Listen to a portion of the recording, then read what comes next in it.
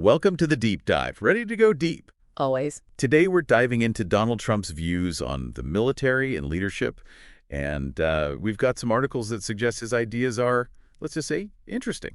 Interesting is one way to put it. We're going to be looking at some patterns that emerge from these sources. Pretty unsettling patterns. Okay, so give me the rundown. What kind of sources are we working with here? We've got excerpts from articles in The Atlantic, Rolling Stone, some coverage from Fox News, even a response from Vice President Kamala Harris.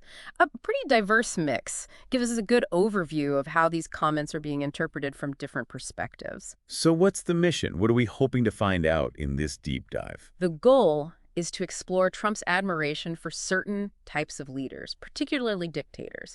And we're going to see how that influences his approach to military power. Okay. And of course, we'll look at how this is all playing out in the context of the 2024 election. All right, let's unpack all of this. Where should we start?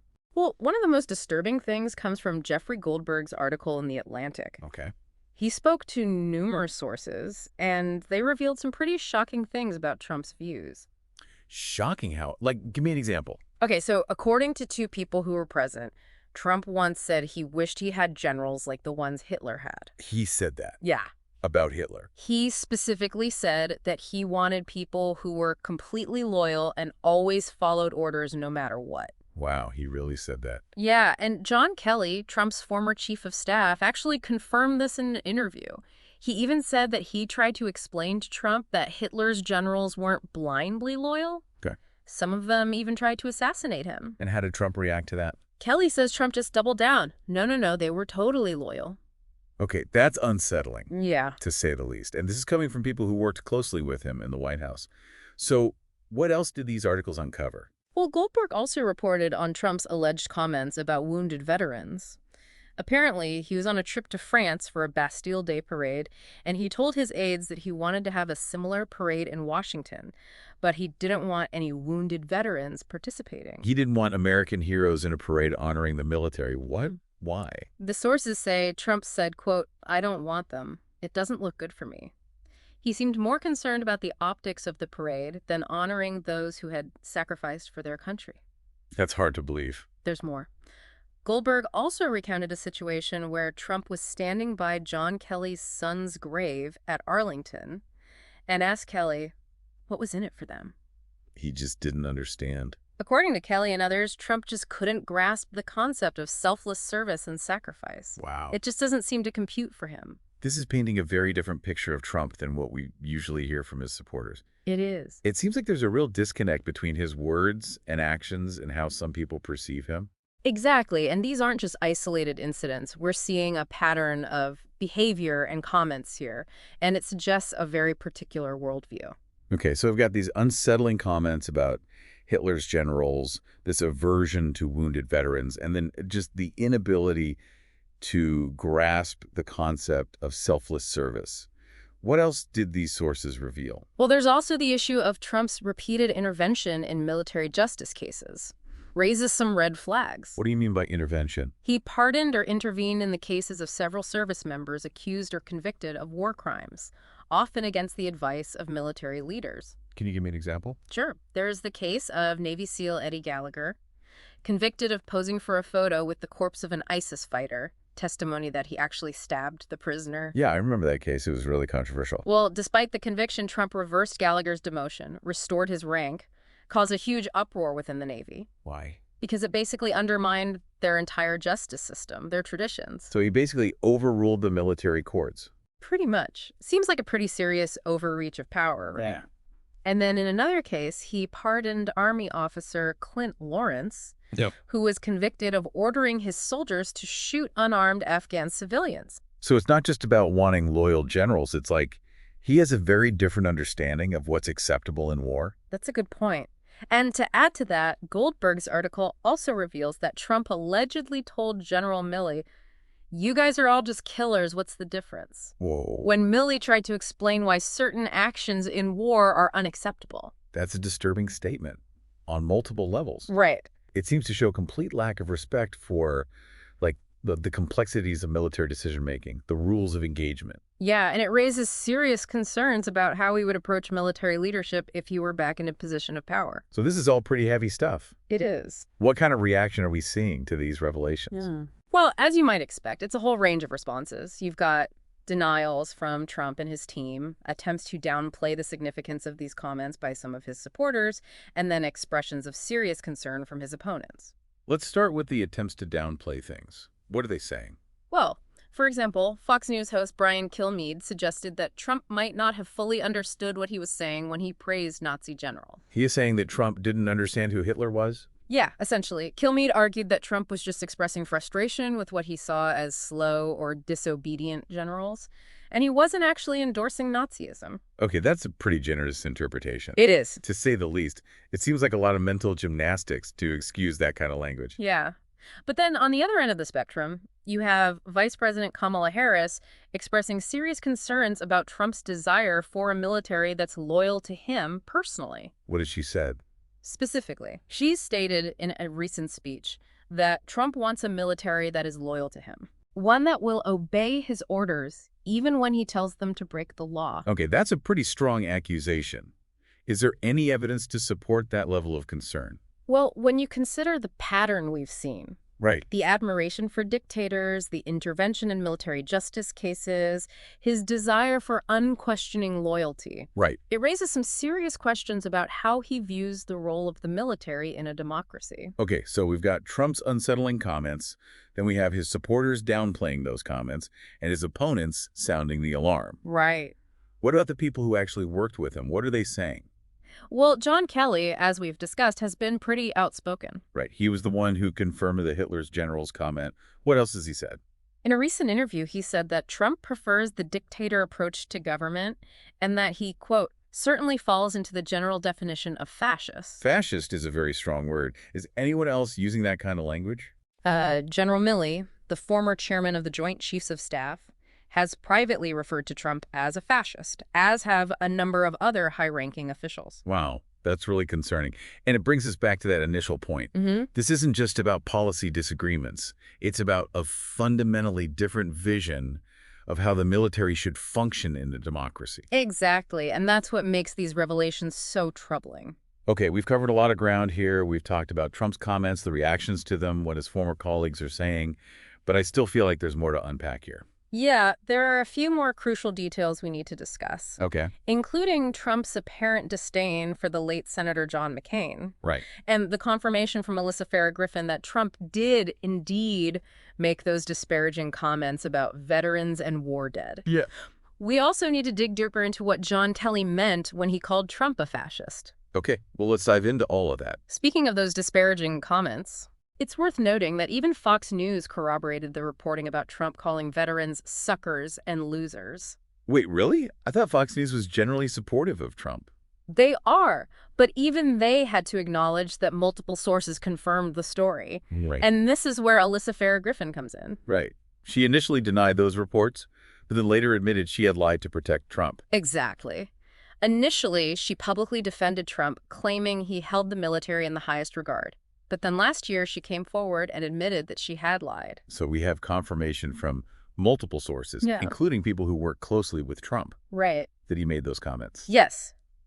And it's important to remember that John Kelly's assessment of Trump as a fascist Right. wasn't just a throwaway comment. He went into detail about what led him to that conclusion. Okay, let's dive into that. What did Kelly say specifically? He said that based on his observations, Trump prefers the dictator approach to government. He felt that Trump admired authoritarian leaders and their ability to exert control without accountability. That's a pretty serious accusation.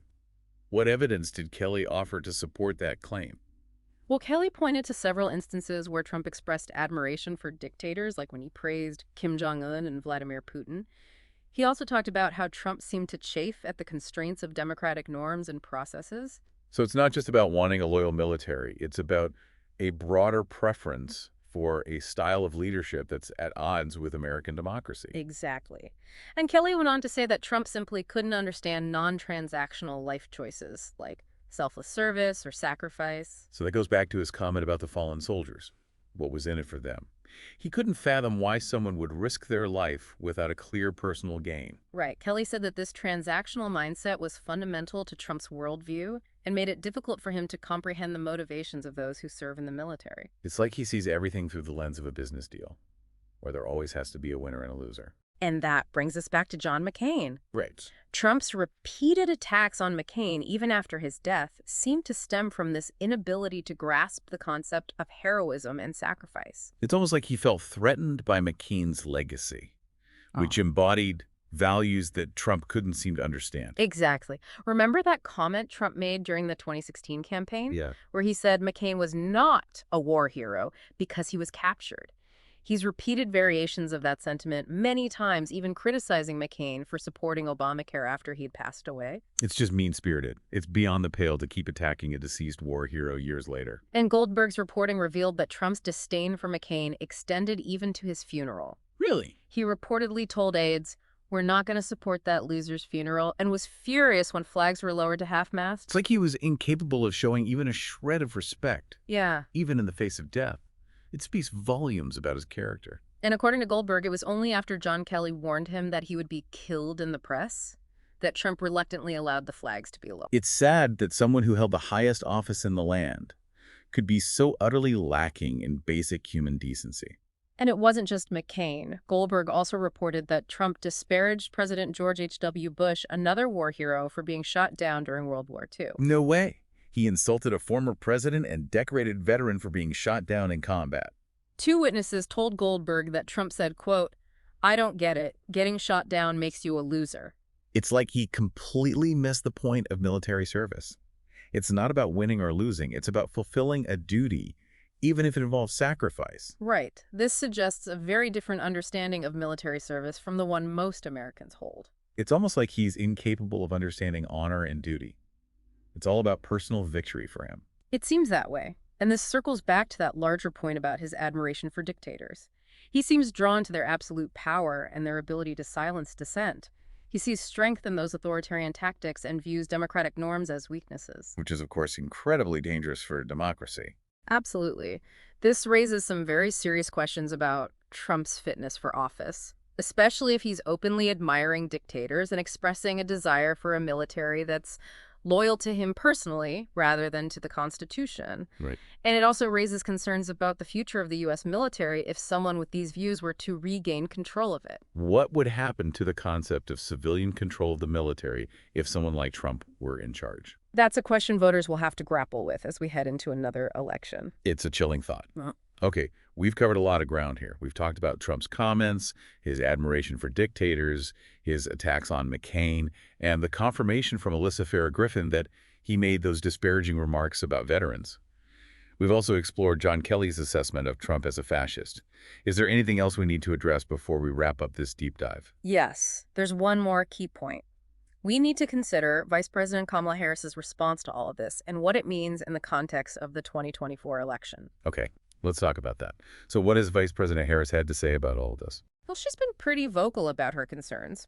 She stated publicly that Trump's desire for personal loyalty from the military is a threat to democratic norms. Okay. She's pointed out the danger of unchecked power, especially in the hands of someone who doesn't seem to respect the traditional boundaries between civilian leadership and military authority. That's a pretty stark warning. It sounds like she's drawing a direct line between Trump's worldview and like the potential erosion of democratic institutions. Exactly. And she's not alone in those concerns. A lot of political analysts, experts on authoritarianism, they've been sounding the alarm about the dangers of Trump's rhetoric and behavior. So what does this all mean for the 2024 election?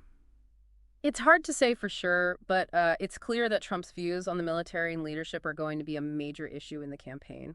Voters will have to weigh the evidence and decide whether they're comfortable with someone who expresses admiration for dictators and seems to prioritize personal loyalty over democratic principles. It's a lot to think about. It's not just about policy differences anymore. It's about fundamental values and how we envision the role of the military in a free society. And it's a conversation that we need to be having as a nation.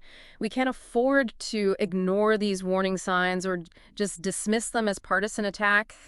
The stakes are too high. So where does this leave us? We went deep into Trump's views on the military and leadership, and it's pretty clear he admires a style of leadership that's, well, incompatible with American democracy. Yeah, his worldview seems to prioritize personal gain and obedience over things like selfless service and adherence to democratic norms. And we heard from people who worked closely with him, like John Kelly, who have some serious concerns about his fitness for office. Exactly. And these concerns are echoed by political opponents like Vice President Harris, who see his rhetoric and behavior as a real threat to democratic institutions. It's a lot to process. What's the takeaway for our listeners? What should they be thinking about as they navigate this complex political landscape? I think the most important thing is to be aware of the patterns we've discussed today. Pay attention to how candidates talk about the military, about leadership, about democracy itself. Don't just focus on sound bites. Look for deeper patterns of behavior and beliefs. It's about connecting the dots, seeing the bigger picture. Right. And don't be afraid to ask tough questions. Challenge candidates on their views. Hold them accountable for their words and actions. It's our responsibility as citizens to engage in these conversations, to think critically about the choices we're facing. Absolutely. The future of our democracy may depend on it. Well said. That's some serious food for thought, something to ponder as we navigate this wild world of information. Thanks for joining us on The Deep Dive.